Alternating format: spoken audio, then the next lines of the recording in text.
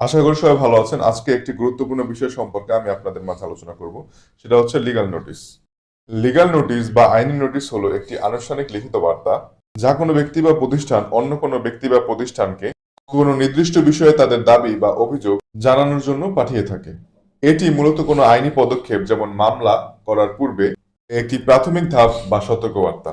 কয়েকটি বিষয় আলোচনা করা হলো যে বিষয়গুলোতে নিয়মিত লিগ্যাল নোটিশ আমরা আইনজীবী হিসেবে প্রদান করে থাকি।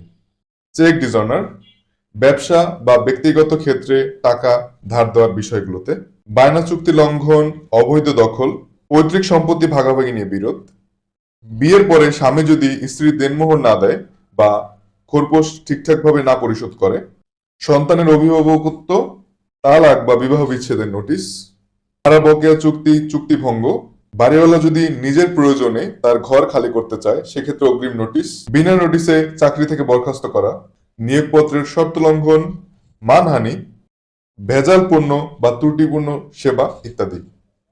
আপনারা আমার হাতে একটি লিগ্যাল নোটিশের কপি দেখতে পাচ্ছেন। এখানে প্রথমেই গ্রহীতা থাকবে, তার নাম ঠিকানা থাকবে, এরপরে হচ্ছে দাতা থাকবে, একজন বিজ্ঞ আইনজীবী, সে লিগ্যাল নোটিশ পাঠাবে, সো তার নাম পরবর্তীতে থাকবে এবং কার পক্ষে পাঠানো হয়েছে সেটা কিন্তু উল্লেখ থাকবে।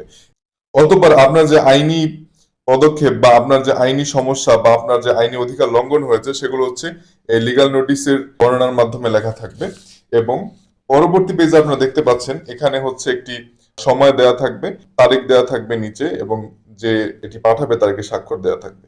অনেক সময় আমার ব্যক্তিগত অভিজ্ঞতা যেটা বলে, লিগ্যাল নোটিশ পাওয়ার পরে অপর পক্ষ আদালতে যাওয়ার ঝামেলা ছাড়াই আপোস করতে রাজি হয়ে যায়। এটি সঠিকভাবে ড্রাফট করা এবং রেজিস্ট্রিকৃত ডাকের মাধ্যমে পাঠানো ভবিষ্যতে আইনি লড়াইয়ে আপনার অবস্থানকে শক্তিশালী করে।